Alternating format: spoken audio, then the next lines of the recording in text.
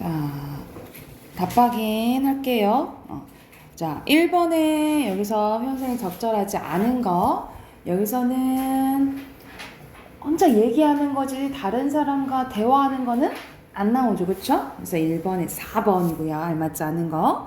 그리고 2번에 윗글 자료를 보고 이제 해석한 거 적절한 건데, 여기서는 창작 당시가 일제강점기죠, 그치? 이와 관련돼서 해석을 하면 되겠지, 그치? 그러면 여기서는 적절한 것은 이것을 조금 극복해 보겠다 라고 얘기를 하죠. 그래서 해당하는 거 5번이라고 보시면 되고요. 그리고 3번에 시간적인 배경인 밤은 부정적인 거지, 그치? 부정적이긴 하지만 밤비가 속살거려 그 부분이 연이 반복됐잖아. 이땐 다시 현실을 인식하는 거라 했죠, 그쵸? 그래서 다시 한번 생각하는 시간이기도 해요. 그래서 3번에 2번이고요. 그리고 여기서는 현실과 좀 동떨어진 거에 대해서 얘기한 것은 사면이죠. 늙은 교수의 강의 들어간다.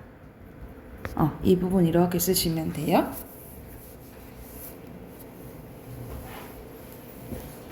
자, 뒤에 어휘 봐볼게. 자, 어휘 순서대로 니은, 디귿, 기역, 리을이고요. 2번에 자괴감, 3번에 모색, 4번에 침전, 5번에 타구. 보시면 되겠죠? 자, 오늘 할 작품 봐보자. 안도현의 연탄 한 장이라는 이제 작품이에요. 우리가 연탄은 지금은 잘 안 떼고, 때는 이제 집도 있긴 하지만 거의 요즘에는 가스대잖아, 그지? 그래서 요즘에는 연탄을 막 쉽게 볼 수 있지는 않은데, 연탄은 떼고 다양하게 막 쓰이죠. 당연히 방을 따뜻하게 해주거나, 요즘에는 그거 많이 하잖아. 연탄구이 막 많이 먹잖아요, 그쵸? 그리고 이제 다 되면 하얗게 되는 거야. 지금 검은 게 하얗게 돼서 지금 이제 겨울에 눈이 오면 이걸 조금 뿌리면 이제 미끄럼 방지가 돼서 그렇게 쓰이기도 하는데, 요즘에는 막 염화칼슘 그냥 뿌리니까 잘 안 쓰이기도 하죠. 그래서 그것을 기반하고 조금 이제 해석을 해보면 될 것 같아요. 한번 봐보면, 자, 또 다른 말도 많고 많지만 삶이란 인생에 대해서 나오네, 그치? 나 아닌 시적 화자 직접적으로 나와 있고요. 나 아닌 그 누구에게 그 기꺼이 뭐가 되는 거래? 연탄 한 장이 되는 거래. 그러니까 아까 선생님이 바로 얘기했잖아. 연탄은 자기를 막 불태워서 다른 따뜻하게 해주는 존재지, 그치? 그리고 그렇게 불사르고 하얗게 변함에도 불구하고 또 그 미끄럼 방지하기 위해서 그 눈길에 뿌려지기도 하잖아, 그치? 그럼 여기서 연탄 한 장은 고로 뭘 의미하는 걸까? 다른 사람 위해서 약간 희생하는 거, 그치? 다른 사람한테 헌신하는 거, 그런 걸 의미하게 해줘, 그치? 그래서 결과적으로 연탄 한 장이 된다라는 것은 아낌없이 다른 사람들을 위해서 헌신 그리고 희생하는 것을 의미한다라고 보시면 되겠죠. 자, 방구들 선득선득해지는, 선득선득은 약간 서늘한 느낌이라고 보면 돼. 그러니까 선득선득해진다라는 건 점점 추워진다 이 말이겠지, 그치? 그래서 여기서는 촉각적 이미지가 쓰인다라고 보시면 되고, 그런 날부터 이듬해 봄까지 조선 팔도 거리에서 제일 아름다운 것은 연탄차가 부릉부릉 거리며 힘쓰며 언덕길을 오르는 거라네. 그러니까 왜냐면 연탄을 나눠주기 위해서 이렇게 다니는 걸 얘기하는 거죠. 여기서는 부릉부릉이네. 소리를 흉내내는 말은 우리 의성어라고 하죠. 여기서 의성어 쓰였고, 자, 해야 할 일이 무엇인가를 알고 있다는 듯이 연탄은 일단 제 몸에 불을 옮겨 붙었다면 하염없이 뜨거워진다라는 거야. 그러니까 하염없이 뜨거워진다라는 것은 다른 사람들을 위해서 뜨거워지는 거잖아요, 그치? 그래서 이거는 거의 타인에 대한 희생적인 사랑을 의미하고, 뜨거워진다 촉각적 이미지 또 쓰였죠, 그치? 그리고 매일 이렇게 따뜻한 밥과 국물을 퍼먹으면서 나는 몰랐다라는 거야. 왜냐면 이런 식으로 연탄처럼 다른 사람 위해서 이렇게 희생적인 사랑을 하는 사람들이 있는다는 것을 나는 알아서 몰랐어. 몰랐다 이 말이야. 그러니까는 나는 조금 그런 것도 모른 채 이기적으로 살았다 이 말인 거죠. 그래서 여기서는 약간 반성하는 마음이 나오는 거야. 그래서 여기서는 타인한테 타인에게 잘 몰랐던 무관심했던 이기적인 삶에 대한 반성이 드러난다라고 보시면 돼요. 나는 그런 것도 모르면서 살았다 이 말이야. 온몸으로 사랑하고 나면 한 덩이 재로 쓸쓸하게 남는 게 두려웠대. 그러니까 사실상 다른 사람 위해서 희생하는 거 쉽지 않은 거잖아, 그치? 이런 식으로 한 덩이 재로 쓸쓸하게 남는 것이 두려워서 여태껏 나는 그 누구에게도 연탄 한 장이 되지 못했다 이 말이야. 그러니까 이런 식으로 다른 사람을 위한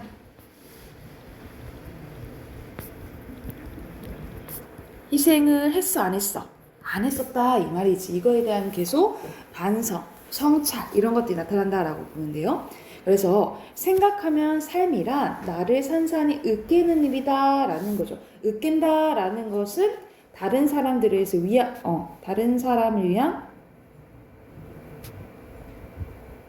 헌신, 희생 이런 것이 있는 거다라는 거지. 그러니까는 나는 이런 식으로 이런 걸 모르고 살았잖아, 그치? 근데 사실 인생이란 내가 이런 것들을 다른 사람들을 좀 위해서 희생하기도 하고 헌신하기도 하고, 그치? 나만 위해서 나만 생각하고 살지는 않는 거다라고 느끼게 된 거라 이 말이에요. 그래서 눈 내려서 세상이 미끄러운 어느 이른 아침에 나란히 군우가 마음 놓고 걸어갈 그 길을 만들 줄 몰랐었대 나는. 그래서 아까 말했지, 이렇게 불타고 나면 하얗게 되면 눈길 방지하려고 그 미끄러우는 걸 방지하려고 그 연탄을 뿌렸었다고, 그것을 얘기하는 거죠, 그치? 그러니까는 나를 위해서 누군가 희생하고 헌신하고 이런 것을 나는 몰랐었다라고 얘기하는 거죠, 그쵸? 그래서 그 말을 강조하기 위해서 원래 나는 앞에 나왔어야 되겠지, 그치? 주어잖아, 그치? 어순이 이렇게 왔어야 되는데 어순이 바뀐 거예요. 어순 변화를 줬죠? 어순 변화를 왔으면 도치법 쓰였다라고 보시면 돼요. 그래서 이런 도치법은 화자의 반성을 강조하는 효과가 있다라고 보시면 돼요. 화자의 반성을 강조하는 효과가 있다. 그래서 다른 사람들을 위해서 희생하는 삶을 조금 살았으면 좋겠다라는 것을 반성한 시라고 보시면 돼요. 그러면 정리된 거 한번 봐보자. 자, 뭐를 보면서? 연탄이지, 그치? 연탄을 보면서 삶에 대해 생각하고 있고요. 정서는 부끄러워. 왜냐면 나는 그런 걸 몰랐었다라는 거지, 그치? 그래서 성찰, 비슷한 단어, 반성, 그리고 마지막에 깨달음도 드러나 있다라고 보시면 돼요. 자, 그리고 제 몸을 불태우고 으깨짐으로써 진정한 이타적인 삶을 사는 것은 연탄이지, 그치? 연탄이고. 그리고 여기서는 대조가 나오네. 왜냐면 연탄은 이타적이고 희생적이었지, 그치? 근데 나는 그랬어, 안 그랬어? 안 그랬다라는 거죠. 그래서 화자의 태도를 상반되게 표현했다라고 보시면 되겠죠. 그래서 이 연탄이 동그라미, 화자가 뭐 세모 이렇게 되면 되겠지, 그치? 그리고 가구는 여러분 이거 한번 표시해 놓자. 여기서부터 여기에 네 반복되지, 그치? 여기 동그라미, 그리고 네 동그라미, 네 동그라미, 그치? 반복되지, 그치? 이런 식으로 끝글자가 반복되면 뭐라고 하냐면 가군이라고 해요. 그래서 뭐뭐하 네가 반복됐는데 특히 끝글자가 반복됐어. 이거는 같은 위치에 같은 글자가 반복된 거잖아, 그치? 그래서 끝글자가 반복돼서 느껴지는 운율을 뭐라 하냐면 음위율이라고 해. 그래서 위치 이거 기억을 하시면 돼요. 그래서 가군을 통해서 뭐가 형성된다? 음위율이 형성된다 라고 기억하면 되겠죠. 그리고 마지막에 무슨 법? 도치법 사용됐다 라고 기억을 하시면 되겠죠. 그래서 이거 확인하면서 여기 문제 또 풀어오시면 되고, 그래서 45쪽까지 풀어오시고 뒤에 소설로 갑시다. 소설. 우리 유충일전 했었는데 113쪽.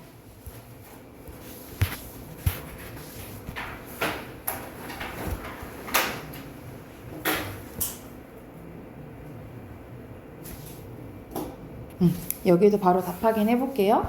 여기서 알맞지 않은 것은, 여기서는 유충열이 되게 약간 영웅적인 면모를 보이잖아. 그래서 이 군남 소설이에요. 그래서 약간 전쟁 이런 게 나오지. 이건 크게 외적 갈등이라 보면 돼. 그래서 여기서는 내적 갈등이 안 나오고요. 2번이에요. 2번에 이건 내용 일치 문제네. 알맞지 않은 것은 5번이죠. 유심히 기양가게 된 것은 옥간대사가 충렬을 영웅으로 지목했기 때문이야? 아니지, 그치? 그냥 누가 영웅이 있어서 천자를 치는 게 안 된다라고 하는 걸 이제 정한담이랑 최애기가 알아채서 이제 유심을 이제 그 유충렬을 그렇게 죽이려 한 거고, 그 유심을 기양가게 된 것은 그냥 최애기랑 정한담이 그냥 보내버린 거지, 그치? 그리고 3번에 가보자. 알맞지 않은 건데, 여기서는 선생님이 얘도 영웅 일대기적 구조를 나타낸다 했죠, 그쵸? 그래서 알맞지 않은 것은 5번이에요. 여기서는 충렬이 불길을 휩싸인 후에 집에서 벗어나 목숨을 구한 것은 성장 후의 고난 극복이야? 아니죠? 여기서는 위기, 그냥 어릴 때 위기에서 벗어난 거지, 그치? 이렇게 생각하시면 돼요. 그리고 4번에 뭐예요? 뭐를 통해서? 장부인이 뭐 꿨어? 꿈 꿨지, 그치? 꿈이라고 보시면 됩니다. 자, 그리고 5번으로 갈게요. 자, 5번에 알맞지 않은 거, 여기서 내용 일치 문제인데, 여기서는 3번이에요. 정한담이 이렇게 얘기하긴 하거든요. 저기 유충렬, 잡을 자가 없냐? 라고 막 얘기를 하긴 했지만, 잡으면 뭐 해주겠다. 보상은 얘기는 하지 않았지, 그치? 그리고 6번에, 여기선 정기적인 비현실적인 요소인 거야. 비현실적인 요소를 모두 고른 것은 3번의 디귿 리을에 해당돼요. 그리고 7번에 서술 방식 어찌하니 망극하랴, 이거는 뭐 찾는 거냐면 편집자적 논평 찾는 거죠, 그치? 이건 선생님이 알려줬어, 그죠? 시죠. 3번이고.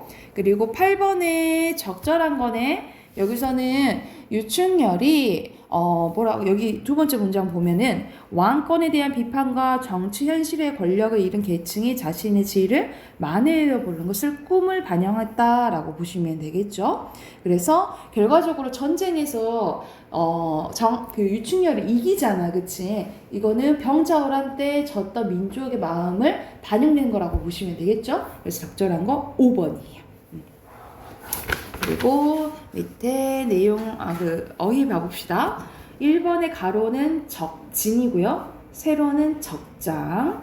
2번의 가로는 만회, 세로는 만류. 그리고 3번의 세로 간신, 가로 신이하다예요. 그리고 4번의 후한. 그리고 5번의 미결한. 6번의 산재예요. 그리고 7번에 어떻게 표시하시면 되면 이렇게 표시하시면 되겠죠. 자, 그럼 그 다음 작품 한번 해봅시다. 여기서는 현진건의 운수 좋은 날이 이제 나오는데, 여기선 대표적으로 제목부터 우리가 운수가 좋다라고 표현하잖아, 그치? 근데 여기서는 그 주인공이 처음에는 운수가 좋거든요. 근데 마지막에는 가장 운수가 나쁜 날이 이제 되는 거야. 그래서 제목부터 반대로 표현하는 무슨 법이 쓰였냐면 반어법이 쓰였다. 선생님 결과적으로 얘기를 해주면 반어법이 쓰였다라고 보시면 돼요. 그리고 이거는 배경이 1930년대거든요. 일제강점기 때 하층민들, 우리가 잘 못 사는 사람들 있잖아. 하층민들이 어떻게 살았는지에 대해서 나왔다라고 보면 돼. 그러면 바로 한번 내용 한번 봐볼게요. 자, 새침하게 흐린 품이 눈이 올 듯 하더니 눈은 아니오고 얼다가만 비가 추적추적 내렸다라는 거에서 비가 내리는 배경이잖아, 그치? 우리가 가끔가다 이 배경이 중요한 역할을 하거든요. 자, 여기서 알 수 있어. 바로 빈칸 채워보자. 추적추적한 비가 오는 날이에요. 자, 우리가 오늘도 약간 뭐 조금 안개 끼고 조금 흐리잖아, 그치? 그러면 우리가 밝은 느낌은 아니야, 그죠? 특히 이제 비가 오면 음산하고 우울한 분위기가 형성되고, 이건 결과적으로 얘기하면 이 주인공의 아내가 끝에 죽거든요. 그래서 약간 비극적 결말 암시하고 오히려 배경이 비가 옴으로써 비극상을 강조한다, 이런 효과가 있다라고 보시면 돼요. 그래서 배경에 가끔 가다가 다 그런 건 아니지만 배경에 효과가 있다라는 거 기억을 해 두세요. 다시 본문으로 가면 이나야말로 동소문 안에 인력거꾼으로 시대적 배경을 할 수 있다라고 보시면 돼요. 인력거꾼은 뭐냐면 말 그대로 사람이 이런 마차 같은 걸 끌어서 어디 데려다 주는 거야. 지금은 인력거꾼 없잖아, 그치? 그래서 1930년대에는 이제 인력거꾼이 있었다라는 시대적 배경을 할 수 있는 단어라고 보면 돼요. 이런 노릇을 하는 김첨지에게는 주인공 나오네. 그래서 3인칭입니다. 오래간만에 닥친 운수 좋은 날이었대. 이런 결과적인 걸 얘기를 해주죠. 그래서 시점은 전지적, 작가 시점이라고 보면 되겠지. 자, 그의 아내가 기침으로 쿨럭거리는 게 벌써 달포가 넘었대. 한 달이 넘었대요. 조밥도 금기를 먹다시피 하는 형편이니, 이걸 통해서 뭘 알 수 있어? 가난한 형편을 알 수가 있는 거지. 물론 약한 척 써본 일이 없대. 구태여, 구태여는 굳이 이런 뜻이야. 쓰려면 못 쓸 바도 아니로돼. 그는, 이 김첨지는 병이란 놈은 약을 주어 보내면 재미를 붙어서 찾고 온다는 자기의 신주에 어디까지 충실하였대. 그래서 약을 썼어, 안 썼어? 안 썼다 이 말이야. 따라서 의사에게 보인 적이 없으니 무슨 병인지는 알 수 없으나 반드시 누워가지고 일어나기는 새로에 모로도 못 누워서 보면 중증은 중증인 듯 병이 이대도록 심해지기는 열흘 전에 조밥을 먹고 체한 때문이었다라는 거. 그러니까 지금 상황은 아내가 너무 지금 아픈 거예요. 마음은 급하고 불길은 달지 않아 채 익지도 않은 것을 그녀니 하면서 뭐 나와? 비속어 나오죠, 그치? 숟가락은 고만두고 손으로 움켜서 뒤밤에 주먹덩이 같은 혹이 붉어지도록 누가 빼앗은 듯이 처박질하더니만 그날부터 가슴이 땡긴다, 배가 캥긴다 하고 눈 흡뜨고 지랄 번행을 했다라는 거야. 이런 식으로 계속 비속어 나오죠, 그치? 우리가 비속어는 어떤 효과가 있냐면 약간 사실감을 높여주는 효과도 있기도 하고, 특히 약간 비속어나 욕설은 교양이 있다고 볼 수는 없잖아, 그치? 그래서 이때 당시 하층민의 삶을 약간 보여준다 라고 보시면 돼요. 이거 이제 비속어의 효과가 있다라고 보면 돼. 에이, 조랑복은 할 수가 없어. 못 먹어도 병, 먹어서 병. 어쩌란 말이야. 왜 눈을 바라뜨지 못해? 하면서 김천지는 아픈 아내의 뺨 후려 갈겼다라는 거. 되게 조금 폭력적이지, 그치? 근데 홉든 눈을 조금 바로졌건만 이슬림에 추웠다. 김천지의 눈시울도 뜨끈뜨끈했다라는 거지. 이렇게 때려놓고도 또 마음은 안 좋은 거야. 그래서 이 김첨지는 대표적인 약간 극단적인 츤데레라고 보면 되겠죠. 그러니까 마음은 안 그런데 이제 행동이나 말은 이제 거친 거지. 그래서 여기서는 이제 아내에 대한 약간 미안하기도 하겠잖아, 그치? 아내에 대한 미안함 또는 뭐 안타까움 이런 것들이 드러난다라고 보시면 되겠죠. 그래서 여기 미음 부분에 이제 필기하시면 되고. 자, 이 환자가 그러고는 먹는데도 물리지 않았다. 사흘 전은 며칠 전이야?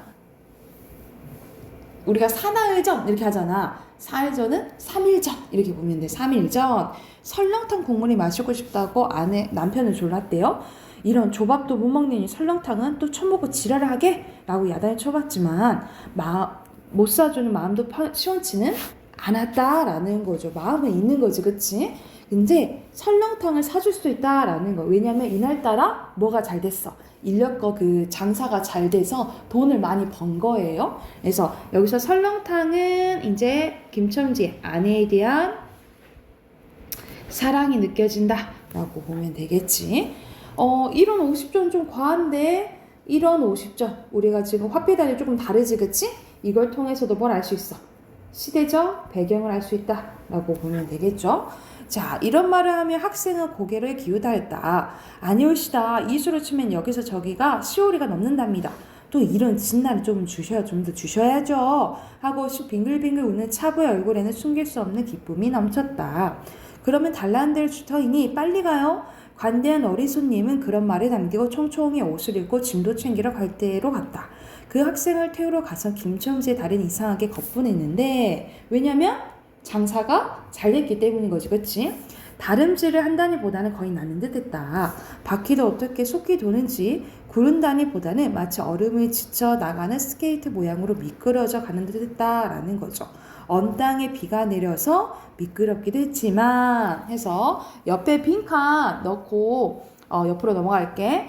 자, 김첨지는 어떤 사람이에요? 뭐하는? 인력거꾼이지, 그치? 인력거꾼이고 일제강점기 하층민 대표하는 인물입니다. 그 몰인정해 보이지만 아내를 사랑하긴 하지, 그치? 그리고 집과 가까워짐에 따라서 아내에 대한 걱정과 불안감이 커지는 사람이고요. 그리고 비속어와 욕설 사용은 이때 당시에 하층민의 삶을 보여준다라고 보시면 되겠죠. 빈칸 넣었으면 그 다음 줘볼게. 이윽고 그는 다리가 무거워졌는데 왜? 자기 집에 가까이 다다른 까닭이었다. 그러니까 왜 다리가 무거워지는 거야? 아내에 대한 이제 걱정 때문에 그런 거죠, 그치? 아내에 대한 걱정 때문에 가슴이 이제 다리가 무거워진 거야. 새삼스러운 염려가 그의 가슴을 눌렀다. 오늘 나가지 말아요. 내가 이렇게 아픈데 하면서 유난히 그날따라 아내가 나가지 말라고 한다라는 거지. 그러니까 약간 불안하지, 그치? 그래서 여기 이 부분 있죠. 이 부분은 비극적 결말을 암시하는 부분이다 라고 써놓으시면 돼요. 이 부분에 비극적 결말을 암시하는 부분이고 이런 식으로 이어질 사건이나 결말을 암시하는 부분 뭐라 하냐면 옆에 나와 있지? 복선이라고 해요. 이렇게 결말이나 이어질 사건을 암시하는 것을 뭐라 한다고? 복선이라고 한다고. 그래서 앞에 비가 오는 날씨 그리고 이 아내의 대사를 통해서 결말을 암시할 수 있다라고 보시면 돼요. 됐나요? 뒤에도 이어지거든요. 뒤에서 봐볼게. 자, 운수 좋은 날 밤문단입니다. 훌럭거리는 기침 소리는 들었어. 이 상황이 지금 무슨 상황이냐면 중약되어 있는데 그날따라 막 장사가 잘 됐잖아. 장사가 잘 됐는데 계속 불안해. 그래서 바로 집에를 안 가고 약간 대포집 같은 데 들려요. 그래서 이제 아는 사람이 술 한잔을 해. 그래서 술 한잔 하면서 이제 이상한 말을 합니다. 우리 아내가 죽었어. 확인도 안 했잖아. 확인도 안 했는데 우리 아내가 죽었어. 막 이런 소리를 해요. 그래도 이제 아내가 이제 걱정이 돼서 생각이 나서 설렁탕을 사들고 집으로 옵니다. 근데 집으로 오는데 엄청 조용한 거야. 그래서 그 상황이라 생각하시면 돼요. 그래서 보면 쿨룩거리는 기침 소리는 들을 수 없다. 그릉거리는 숨소리조차 들을 수 없다. 다만 이 무덤 같은 침묵이 들렸다라는 거야. 그래서 뭘 알 수가 있겠어? 아내의 죽음을 알 수 있겠죠, 그치? 이것을 깨트린다기보다 한층 더 침묵을 깊게 하고 불길하게 하는 빡빡하는 한 소리. 어린이의 젖바르는 소리가 날 뿐이다. 만일 청각이 예민하니 같으면 그 빡빡한 소리는 빨따름이요. 꿀떡꿀떡하는 젖 넘어가는 소리가 없으니 빈 젖을 빤다는 것도 짐작할 수 있다라는 거죠. 혹은 김첨지는 이 불길한 침묵을 짐작했는지도 모른다. 그렇지 않으면 대문에 들어서자마자 전혀 없이 남편이 들어오는데 나와보지 않았냐 하면서 괜히 큰 소리를 냈다라는 거죠. 이라고 고함친 게 수상하다. 이 고함이야말로 제 몸을 엄습해오는 무시무시한 증을 쫓아버리는 뭐인 셈이다 라고 하는데 이 부분은 약간 허세 부리는 까닭이다 이렇게 들어가는데 그 해당하는 사자성어 고르시면 돼요. 하여간 김첨지는 방문을 왈칵 열었는데 구역을 나게 하는 축이 떨어진 삿자리 밑에서 나오는 먼지네 빨지 않은 기저귀에서 나는 똥내 오줌내 각지각색의 때가 켜꺼야지 옷내 병인의 땀 썩은 내가 썩힌 축이가 무딘 김첨지의 코를 찔렀대요. 그러니까 그 상황을 어떻게 약간 표현한 거야? 후각적으로 이제 표현을 한 거지, 그치? 방 안에 들어서며 설렁탕을 한 구석에 놓을 수도 없이 주정꾼은 목청이 있는 대로 다 내어 호통을 쳤다. 이년 주야성에서 누워만 있으면 제일이야? 남편이 와도 일어나지 못해? 라는 소리와 함께 발길을 누운 이의 다리를 몹시 찼대요. 그러나 발길에 차이는 건 사람의 살이 아니라 나무 뜬 것 같은 느낌이었다라는 거죠. 그러니까 이미 좀 죽어가지고 약간 사체 경직이 좀 된 거지, 그치? 그래서 그것을 뭐뭐 같은 느낌이었다라는 직유법을 통해서 약간 이제 시체인 것을 표현했다라고 보는데요. 이내 빽빽 소리가 응아 소리로 변하였다. 개똥이가 이제 애기 이름이에요. 물었던 젖을 빼고 놓고 운다. 운대도 온 얼굴에 찡그려 붙여서 운다는 표정을 할 뿐이라. 응아 소리도 입에서 나는 게 아니라 마치 뱃속에서 난 듯하다. 울다가 목도 잠겼고 또 울 기운조차 시진한 것 같았다. 기운이 하도 울어갖고 이제 빠진 거지, 그치? 발로 차도 그 보람이 없는 걸 보자 남편은 아내의 머리맡으로 달려들어 그야말로 까치집 같은 환자의 머리를 껴들고 늘었다. 이년아, 말을 해, 말을. 입이 붙었어? 응? 이것 봐, 아무 말이 없네. 이년아, 죽었단 말이야. 왜 아무 말이 없어? 또 대답이 없네. 정말 죽었나 보이. 이러다가 눈 위에 흰 창이 검은 창을 덮은 위로 치뜬 눈을 알아보자마자 죽은 거를 직접적으로 확인을 한 거지, 그치?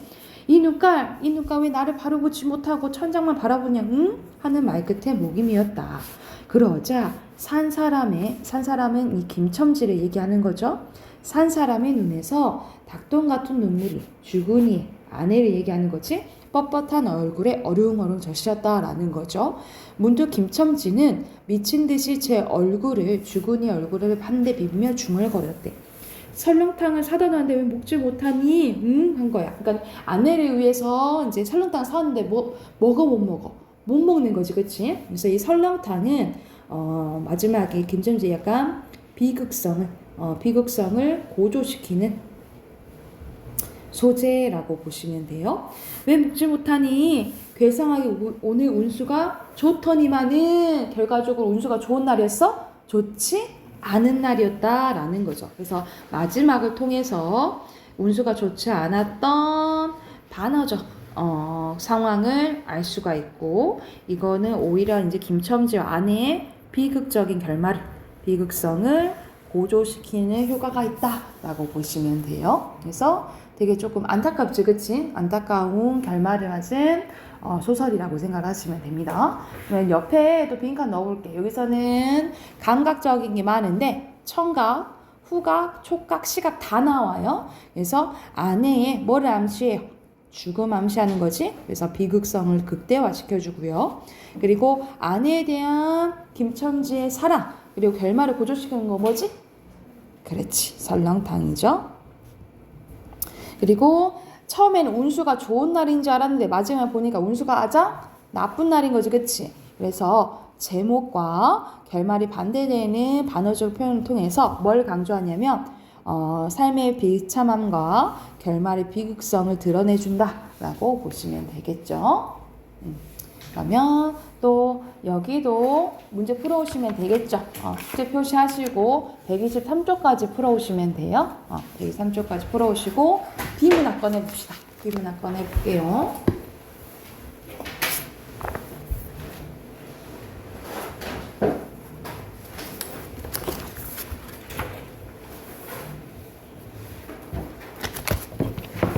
네. 8대 할 차례인데 54쪽.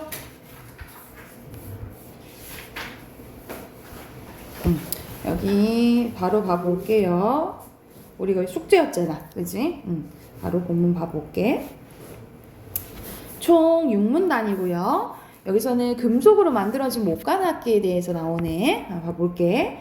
자, 서양악기는 소리를 내는 방법에 따라서 크게 현악기, 타악기, 건반악기, 관악기로 나뉘는데, 현악기는 악기에 달려있는 현을 켜거나 타서 소리를 내는 악기로 바이올린이 그 예고요. 그리고 타악기는 우리가 치는 거지, 그치? 그래서 대표적인 게 북이고, 건반악기는 피아노, 그리고 관악기는 이제 소리로 불어서, 우리 입으로 불어서 이제 내는 거지.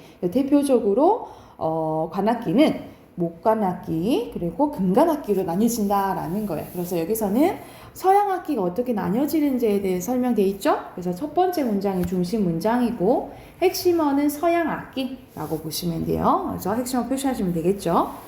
자, 관악기 가운데 대표적인 것은 플루트가 있는데, 플루트는 관악기 중에서 유일하게 가로로 연주하는 악기며 굉장히 높은 음역을 가졌습니다. 그래서 요즘 플루트 막 약간 하는 게 많더라고. 그 취미로 하는 애들이 많더라고요.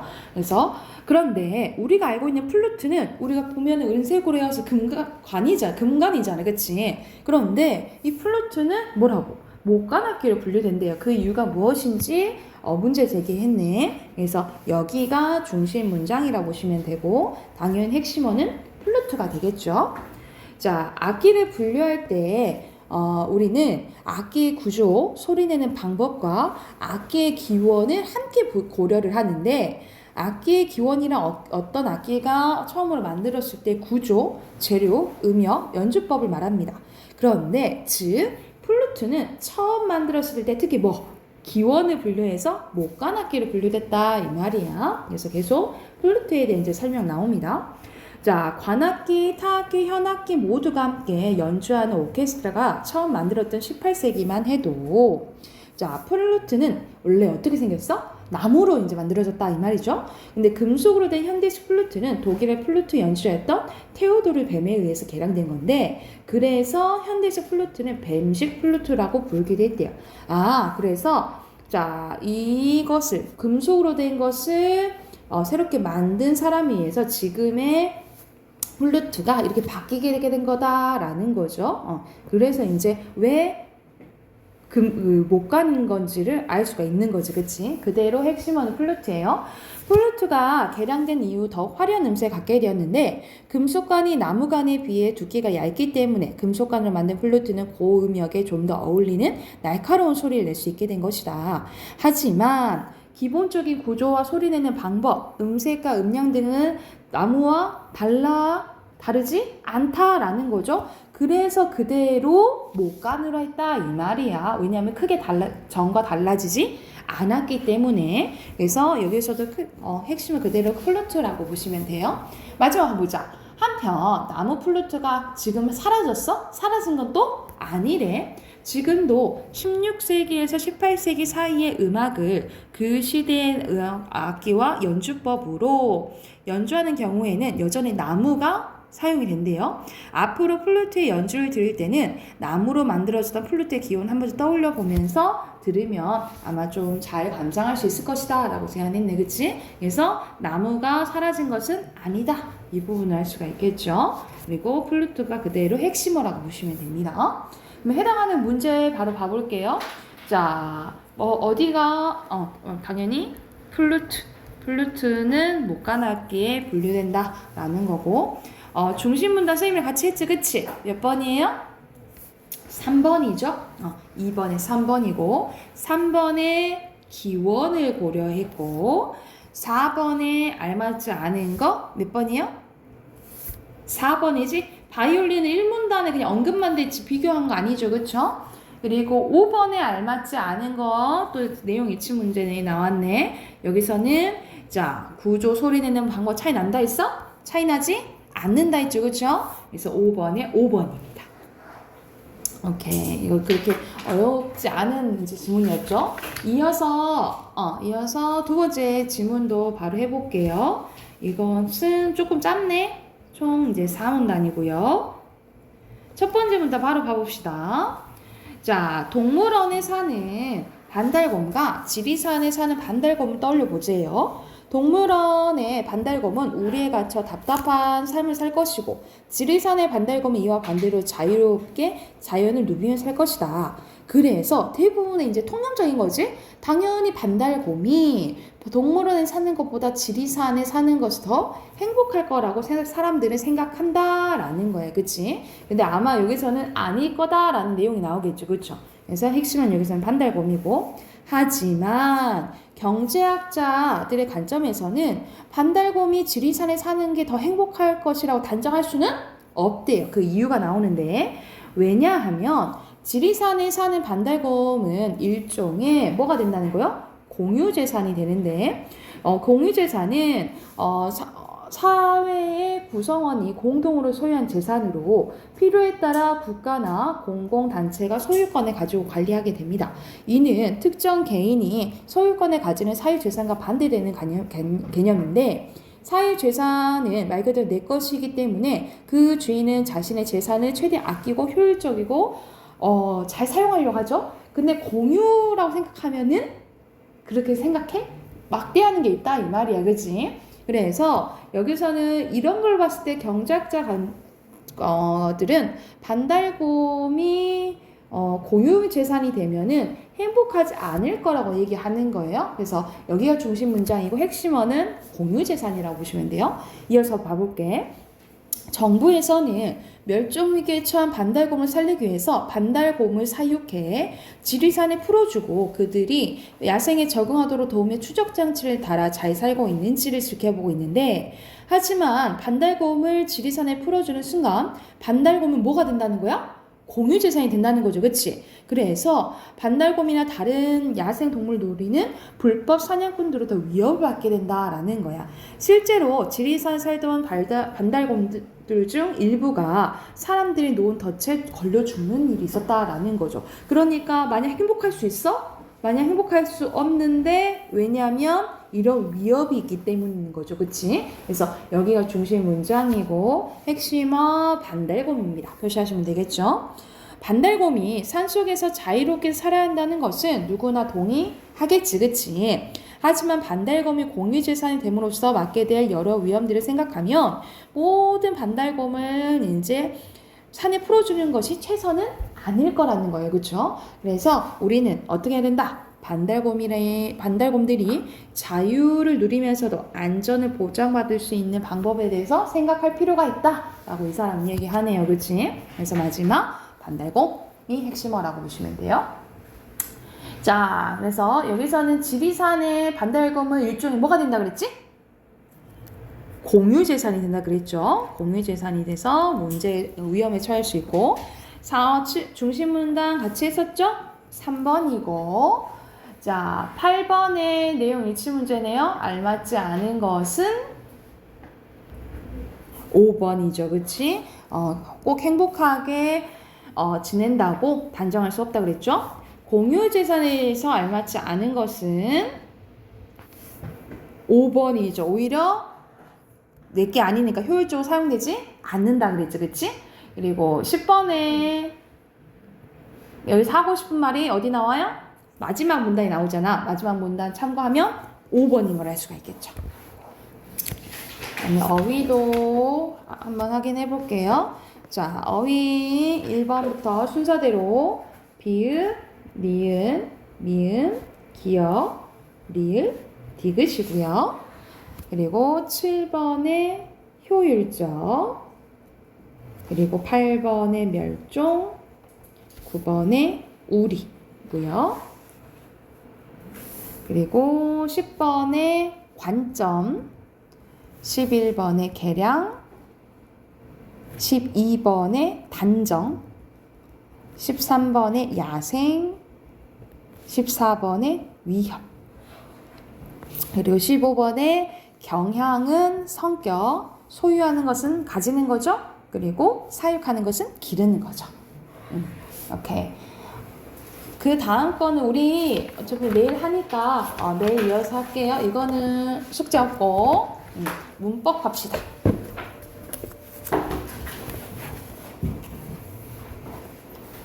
문법 숙제 있었는데 숙제 검사 숙제 체크할게요. 47쪽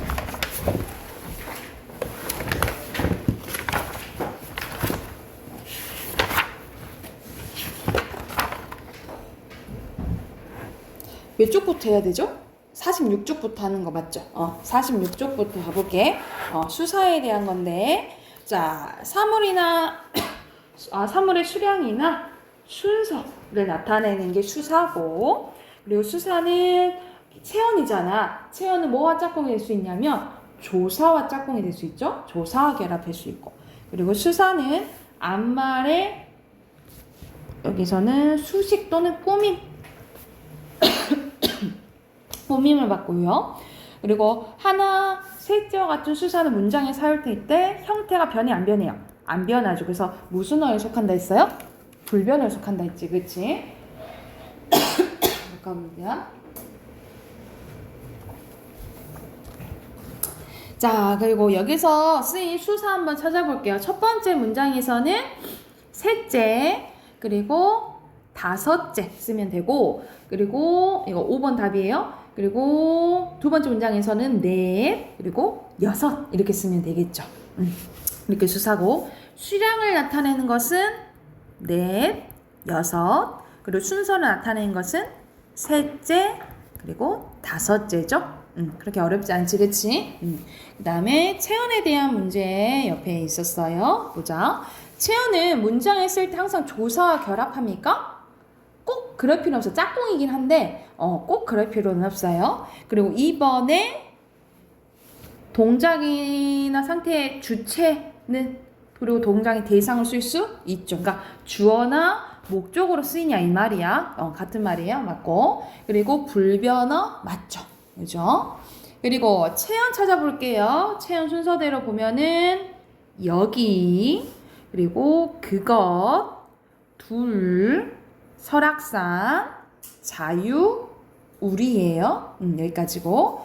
명사는 설악산, 자유, 대명사는 여기, 그것, 우리고요. 그리고 수사는 하나 있네. 둘. 이렇게 있죠. 됐나요?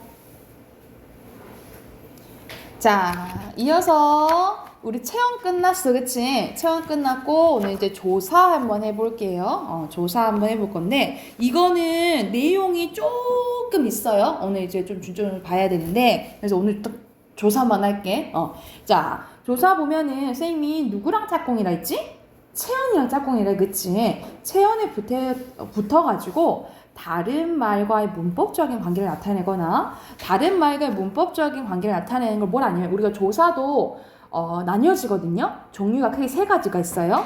문법적인 관계를 나타내는 걸 무슨 조사를 하냐면 격조사라고 해요. 이거 오늘 중요해. 이 내용이 좀 많아. 격조사라고 하고 특별한 뜻을 더해주는 단어를 더해주는 조사를 뭐라 하냐면 보조사라고 해요. 보조사라고 해. 자, 먼저 격조사에 대해서 배울게요. 격조사는 자격을 만들어 주는 거야. 우리가 흔히 주어, 목적어 막 이런 거 들어봤지, 그치? 이런 거는 우리가 앞에서 지금은 품사를 배우고 있는데 품사는 단어가 엄청 많아요. 단어가 엄청 많은데 그것을 일정 기준에 나눠 놓은 거야. 그런데 뭐가 있냐면 문장 성분이라는 게 있어요. 우리가 품사는 9개라 했지, 그치? 9개인데 문장 성분은 7개야. 이거에 대해서 잠깐 설명해 줄게. 자, 이거는 잠깐 필기할게요. 뒤에서 배우긴 할 건데 이거 설명해 주려고 잠시 언급할게. 문장 성분은 뭐냐면 문장에서 하는 역할에 따라서 나눈 거라고 생각을 하면 돼. 그래서 문장에서 꼭 필요한 성분을 주성분이라고 하고 이 주성분을 꾸며주는 것을 부속성분이라고 해요. 그리고 혼자 쓰이는 것을 독립성분이라고 하는데 자, 주성분은 뭐냐면 문장에서 꼭 필요한 거. 자, 그게 뭐냐면 주어, 서술어, 목적어, 보어예요. 그래서 총 4가지가 있고 부속성분을 꾸며주는 거라고 생각하면 돼. 그래서 체언을 꾸며주면 우리 관형, 그 외의 것을 다 꾸며주면 부사어라고 해요. 그래서 2개. 그리고 혼자 쓰이는 거. 예를 들어서 어머나, 에구머나 이렇게 간단히 살았는데 혼자 쓰이는 걸 독립어라고 해요. 그래서 이렇게 1개. 그래서 총 7개 맞지, 그치? 그런데 이러한 주어, 서술어, 목적어, 보어, 관형어, 부사어, 독립어 이 자격을 만들어주는 게 뭐야? 지금 배울 격조사라고 생각하면 돼. 자, 그 격조사에 대한 설명이 이제 밑에 있거든요. 필기 다 했나요? 필기 다 했어요? 그러면 내려갈게. 여기 봐보자. 여기 조사의 종류 보이죠? 여기 한번 봐볼게. 자, 여기서는 이제 격조사의 종류가 나오는데 선생님 아까 문장 성분 몇 개라 했지? 7개라 했지, 그치? 그래서 자격을 만들어주고 이것도 격조사도 7개라고 보시면 돼요. 먼저 주어를 만들어주는 게 주격조사야. 그래서 말 그대로 뭐가 있냐면 이가 깨서가 있다라고 보시면 돼요. 선생님 보통 은는 이가 붙으면 주어라 하지 않아요? 라고 하잖아. 그러니까 예를 들어서 가연이가 이렇게 시작될 수도 있지만 가연이는 이렇게 될 수도 있잖아. 근데 주격조사는 이가밖에 없어요. 은는은 뭐냐면 보조사라고 보시면 돼요. 은느는 보조사예요. 은느는 보조사지 주격조사는 뭐밖에 없다? 이가밖에 없다라고 보면 돼. 주격조사 있고요. 그리고 목적어를 만들어주는 목적격 조사가 있어요. 목적격 조사는 뭐밖에 없냐? 을을이에요. 을을 이거는 외우시면 되겠죠. 그러니까 을을이 붙으면 뭐라고 생각하면 돼? 목적어. 그리고 이건 목적격 조사고, 그리고 서술격 조사가 있는데 서술어 역할을 하는 거예요. 그래서 뭐밖에 없냐면 이다밖에 없어. 자, 그런데 우리가 조사는 형태가 안 변하거든요. 불변한데 얘는 유일하게 형태가 변해요. 그래서 왜냐면 어떻게 변하냐면 나는 학생이다. 학생이니? 학생이구나. 이렇게 변하지, 그치? 그래서 유일하게 얘는 가변어다라고 써놓으세요. 이건 유일하게 가변어예요. 형태가 변해요. 그리고 관형어를 만들어주는 게 관형격 조사인데 뭐밖에 없어? 으밖에 없어요. 으밖에 없고. 그래서 예를 들어서 우리의 집 했을 때 우리가 뭐 꾸며줘? 집 꾸며주지, 그치? 그러니까 관형어 역할을 만들어주는 게 으라고 생각하시면 돼요. 그리고 부사어를 만들어주는 부사격 조사. 대표적인 게 에서, 에게, 깨, 으로써. 이거 말고도 더 있거든요. 근데 나머지 거 외우고 나머지 게 오면 부사격 조사다라고 생각하시면 돼요. 그러니까 나머지 거를 다 외우고 뭐 다른 에게 이런 게 오면 부사격이라고 생각을 하면 돼요. 그리고 마지막에 호격이 나오네, 그치? 호격은 호자가 부르로자. 예를 들어서 거나야, 가연아 이렇게 했을 때 아야 이런 것들 있지. 이런 것들 아야 이어가 호격조사라고 생각을 하시면 돼요. 그리고 여기서 안 나온 게 뭐 있냐면 하나 둘 셋 넷 다 여섯 개밖에 없지 지금. 1, 2, 3, 4, 5 여섯 개밖에 없지, 그치? 자, 추가적으로 더 쓸게. 자, 추가적으로 뭐가 있냐면 보격조사가 있다라고 보시면 돼요. 보격조사는 말 그대로 뭘 만들어주는 거냐면 보어를 만들어주는 건데, 자, 되다, 아니다. 앞에 오는 게 보어라고 보시면 되거든요. 뭐냐면, 예를 들어서 예시 선생님 들어줄게. 예시는 나는 학생이 아니다 라는 문장이 있어요. 나는은 주어지, 그치? 아니다는 서술어야. 근데 되다 아니다 앞에 오는 걸 이걸 뭐라 한다고? 보어라고 한다고. 근데 뭐가 붙어요? 이가 붙지, 그치? 이가 붙지. 이거를 보격조사라고 해. 그래서 이가 형태가 주격조사랑 똑같거든요. 근데 되다 아니다 앞에서 뭐야? 보어라고 생각하시면 돼요. 그래서 보격조사는 뭐가 있냐면 가가 있다라고 써놓으면 되는데 이 이가는 어디 앞에서만? 되다 아니다 앞에서 붙는 게 이가가 보격조사다라고 생각하시면 돼요. 그래서 보격조사가 있어 써놓자. 그래서 격조사는 총 몇 개? 몇 개? 7개, 그치? 7개라고 생각하시면 돼요. 자, 그럼 본문은 거의 다 했어. 가보자. 다시 다른 말과의 문법적인 관계를 나타내는 걸 뭐라고 한다고요? 이건 격조사예요. 격조사에 대한 설명이에요. 첫 번째 격조사 있고요. 그리고 특별한 뜻을 더해주는 건 두 번째. 이걸 뭐냐면 보조사라고 해요. 그래서 은는 대표적인 게 은는 만. 그러니까 예를 들어서 나는 너를 좋아해 랑 난 너만 좋아해는 다르지, 그치? 이런 식으로 의미를 더해주는 게 보조사야. 그리고 너도, 그리고 너부터, 너까지, 너조차 이런 것들은 다 뭐? 격조사 아니고 뭐? 보조사예요. 보조사. 그리고 두 단어를 같은 자격으로 이어준 걸 뭐라 하냐면 3회를 써놓으세요. 이걸 접속조사라고 해요. 접속조사. 그래서 너랑 나랑 했을 때 있지. 너랑 나랑 함께, 너랑 나랑 함께 축구를 보러 간다 했을 때 같은 자격은 같은 주어를 만들어준다거나 같은 목적어를 만들어주는 거라고 생각하면 돼요. 대표적으로 와, 하고, 이라고 생각하시면 됩니다. 조사의 특성 봐볼게요. 문장에서 쓸 때 형태가 변해요? 안 변해요? 안 변해요. 대표적인 불변어인데 뭐만 가변어라고? 이다만 가변어다 라고 기억을 하시면 되겠죠. 그리고 홀로 쓰일 수 있어? 없어? 홀로 쓸 수 없고 주로 다른 체언 뒤에 붙는다 라고 생각하시면 돼요. 근데 유일하게 그러니까 주로라는 것이 다른 데도 붙는다는 소리지, 그치? 그런데 유일하게 안 붙는 게 있거든요. 써놓자. 관형사와 뒤에 이제 관형사 배울 건데 관형사와 감탄사와 결합은 해요, 안 해요? 결합은 하지 않는다 라고 기억하면 돼요. 관형사와 감탄사랑 결합해 안 해? 안 한다 라고 기억을 하면 돼요. 그래서 해당하는 문제 49쪽 있거든요. 내일까지 49쪽만 숙제로 해오자. 알겠지? 49쪽까지 풀어오세요. 그러면 오늘 숙제 문학이랑 문법이랑 틀린 어휘 이렇게 써오면 돼. 오케이. 내일 늦지 않게 오세요.